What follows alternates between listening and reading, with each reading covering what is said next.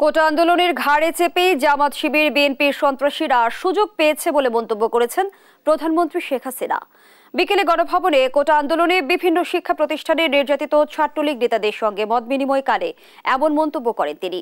সরকার প্রধান বলেন, আন্দোলন করে সরকারকে খাটো করতে গিয়ে দেশকে অনেক নিচে নামিয়ে ফেলেছে তারা। এদের মধ্যে বিন্দুমাত্র দেশপ্রেম নেই বলেও মন্তব্য করেন প্রধানমন্ত্রী শেখ হাসিনা।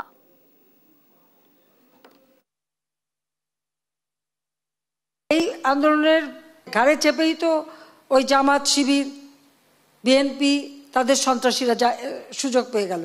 তাহলে আমার প্রশ্ন যে কি অপরাধটা কি করলাম? তাহলে আমরা মুক্তিযুদ্ধে বিজয় অর্জন করেছি, বিজয়ী জাতি হিসেবে আমরা যেন একটু মাথা উঁচু করে দাঁড়াতে পারি, মাথা উঁচু করে সম্মানের সাথে চলতে পারি।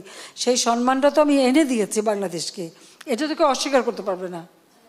আজকে যেখানে যাবে বাংলাদেশ শুনলে একটা সমীকরণ এবং মর্যাদার সাথে থাকে, কিন্তু তাদের এই আন্দোলন করে আর আমাকে খাটো করতে যে বাংলাদেশটাকে কোথায় টেনে নামালো সেটা একবার বোধহয় তারা চিন্তা করে না।